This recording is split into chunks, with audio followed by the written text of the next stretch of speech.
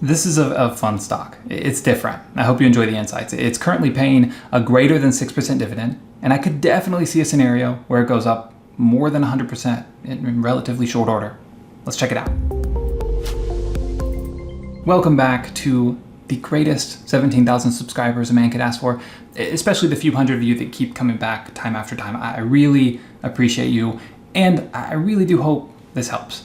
I'm going to try to make this a quick hit value-packed video. I'm going to throw a stock at you. I'm going to give you some compelling reasons to do research on your own to see if you're interested, to see if it might be a good fit for you. I don't usually talk about stocks on here publicly that are in my portfolio, but I know that you want that. Many of you have asked for that, so I'm trying to give you what you want without getting into trouble for any perception of giving you financial advice or telling you to buy a stock.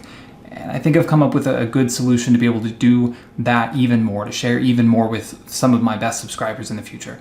Now, I'll share more about that at the end of this video, so stay tuned if you are interested in getting regular updates on some of the stocks I actually own, and maybe even building out a portfolio together during these chaotic times. Great, so that's going to be at the end. And since I'm about to talk about a stock that I do own, I do have to disclose that. Plus, whether or not a stock makes sense for me, that does not mean it necessarily makes sense for you. It doesn't even mean I would necessarily still buy it today at whatever price it is whenever you happen to be watching this. If anything, treat this as edutainment. I want you to be inspired by how fun it can be to really learn how to study, evaluate, and understand the potential behind a company, behind a stock. For more information, read through my full disclaimer in the link in the description. As long as we're on the same page about all that, let's go. Now, this is a small cap company. In other words, it has a market capitalization below $2 billion. A rule of thumb, with small caps and smaller, you're going to have a greater risk. But hand in hand with that is the potential for greater returns. Now, the company I'm talking about is listed on the NASDAQ under the ticker FRG. It's Franchise Group Incorporated. As their name suggests, they own and operate franchised and franchisable businesses. Their express goal is to maximize free cash flow and pay a growing and dependable dividend to shareholders. Okay, so here's some quick hit stats just to get you up to speed. Their revenue over the trailing 12 months was about $3.8 billion, with earnings just under $225 million. That makes their net margin about 6%, with their gross margins greater than 40%, leaving their earnings per share over $5.50. So as far as valuation is concerned, their PE is 7 compared to its industry at 11 and the market at more than 14. Its price to sales is 0.4. Its price to book just over 2, and the PEG or PEG ratio at an attractive 0.6. Now remember, anything under 1 there is considered to be a good value. What I bought here when I first bought it is actually in large part management's story and vision and competence / expertise. I'll put some of the CEO Brian Kahn's bio up here on the screen, and you can pause it if you're really interested. But in short, he's legit.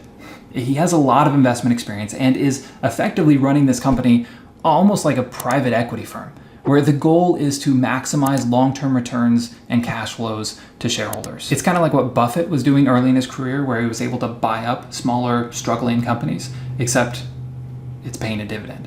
And one thing I love that really solidifies that story is his alignment with other shareholders. You see, he owns more than 20% of the stock. So yeah, you better bet that his interests are totally aligned with other owners here. Let me give you an example of a couple of the deals that the company's done recently so that you can have a better idea of what we're talking about here. First, for context, here are the brands that FRG currently owns. It's a well-diversified basket that all share the aspect of being franchisable or already franchised. And in case you're not familiar, the reason the franchise model can be great is because as you franchise out the stores, you can get a lump sum of money up front, which could be fuel for the next deal, for example, and then a regular, hopefully increasing stream of income thereafter. So one example is the Vitamin Shoppe, TVS. They acquired it in August 2019 for $208 million. It was a cash cow, but its business had been gradually deteriorating. It was widely considered to be a melting ice cube. But FRG was able to reduce expenses really quickly and increase sales. a winning formula, right? TVS's EBITDA climbed from $78 million in 2020 to $137 million in 2021 and more than $40 million in the first quarter of 2022. After factoring for the amount of EBITDA FRG tends to devote to CapEx, TVS's free cash flow since acquisition will likely surpass its entire purchase price by the end of this year. It's that feeling when you pay off your rental home and now you just get to collect the rent in perpetuity. And they were able to do that in just 3 short years. Their most recent acquisition was even more impressive. In November 2021, they acquired W.S. Babcock for $580 million. Now check this out. You ready? I don't think you are, but whatever. So management promptly sold Babcock's receivables for $400 million. Okay? And then they sold and leased back Babcock's real estate for, when all was said and done, $267.5 million. The last of those sales took place this last month. So within 5 months, FRG has more than paid off the cost of the Babcock acquisition. And now, guess what? Once again, it's that feeling of paying off that investment property, but still getting the rent checks in the mail every single month, forever, pretty much. So that gives you an idea of what they're doing here. And as I mentioned earlier, their commitment is to paying out a large chunk of their EBITDA as dividends to shareholders. They've done just that since Brian took the reins in October 2019. But keep in mind, what they're doing here tends to require a lot of debt. Now, they seem to be pretty responsible about that, trying to find creative ways to make these deals happen, i.e. not diluting FRG shareholders, which is really good, and not taking on too much debt themselves. And you can see here that they call attention to that concern by clarifying that they'll only extend themselves when they see a clear path to a rapid deleveraging. Think the Babcock example we just went through. Now, their most recent acquisition target is the $5 billion plus Kohl's, another cash cow that seems to be struggling to find a good foothold in order to continue to grow. It'll be interesting to see how all that plays out. Regardless, I feel good about their long-term prospects. I love this stuff. Honestly, I would love to someday be in a position to do what Brian Kahn is doing here with FRG. But for now, I'll just do that vicariously through his efforts here with the franchise group. So I can't guarantee that they'll keep paying a dividend. I can't guarantee that they won't overextend themselves on the debt side at the exact wrong time when everything falls apart in the economy. It's all absolutely possible. And especially when dealing with smaller companies like this, the price swings can be chaotic. There are no guarantees with investing, only probabilities. And based on my research, I personally think there is a higher probability for this stock to double than for it to go bust, although both are possible. In other words, if it does crash at some point in the future, don't get mad at me, I warned you. That very well may happen and has happened with some of my investments in the past. That's part of investing. Luckily, they don't all have to work out for you to do extremely well. So please do your own due diligence here.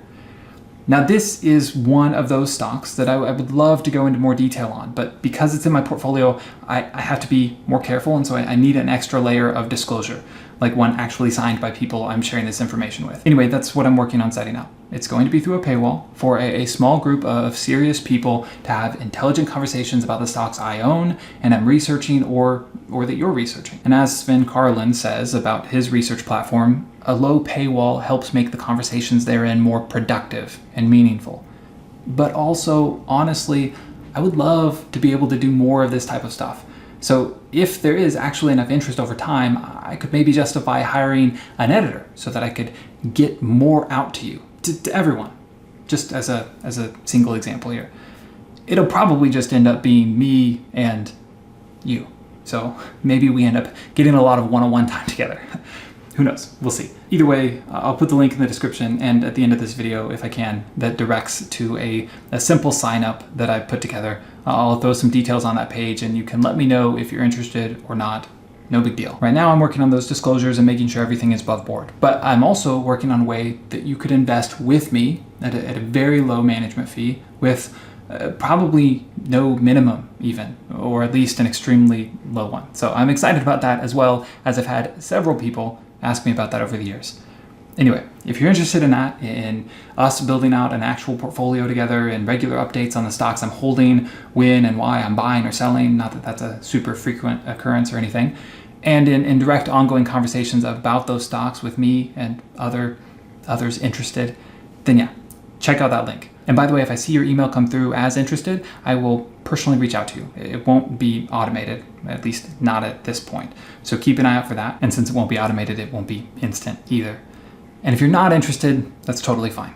I will continue to try really hard to make extremely valuable content here on YouTube, just as I have been doing over the last several months. Regardless, thank you for hearing me out. I really do wish you all the best. Take care.